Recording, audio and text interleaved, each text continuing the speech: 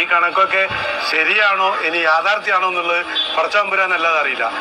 പുറത്തുള്ള ആളുകളാണ് ഇതിലേക്ക് വന്നിട്ട് സഹായഹസ്തവുമായി അവരുടെ കയ്യിൽ നിന്നും സ്വന്തം പൈസ എടുത്തിട്ടാണ് വണ്ടിക്ക് എണ്ണ അടിക്കുകയും കാര്യങ്ങളൊക്കെ ചെയ്തത്. ഇനിയിപ്പോൾ പുനരധിവാസവും മറ്റു കാര്യങ്ങളൊക്കെ വരുന്ന സമയത്ത് ഇനി എന്തൊക്കെ ഇവിടെ നമ്മൾ കേൾക്കേണ്ടി വരുന്നു കാണേണ്ടി വരുന്നു ഇതൊക്കെ അർഹതപ്പെട്ടവർക്ക് കിട്ടുമെന്നും നമുക്കറിയില്ല.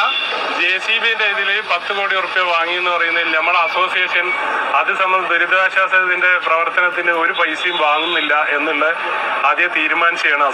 359 മൃതദേഹം സംസ്കരിക്കുന്നതിന് വേണ്ടി 2,76,00,000 രൂപയാണ് ചെലവായതായി കണക്കുകളിൽ കാണിക്കുന്നത്. അതായത് ഒരു മൃതദേഹം സംസ്കരിക്കാൻ 75,000 രൂപ എന്നർത്ഥം. അവിടെയും തീർന്നില്ല. മൃതദേഹത്തിന്റെ DNA പരിശോധനയ്ക്ക് 3 കോടി രൂപ വേറെയും ചെലവായിട്ടുണ്ട് എന്ന് കണക്കുകളിലുണ്ട്. ബെയിലി പാലത്തിന്റെ അടിയിൽ കല്ലിടാൻ 1 കോടി രൂപ ചെലവായി എന്നാണ് കണക്ക്. ഈ കണക്കൊക്കെ ശരിയാണോ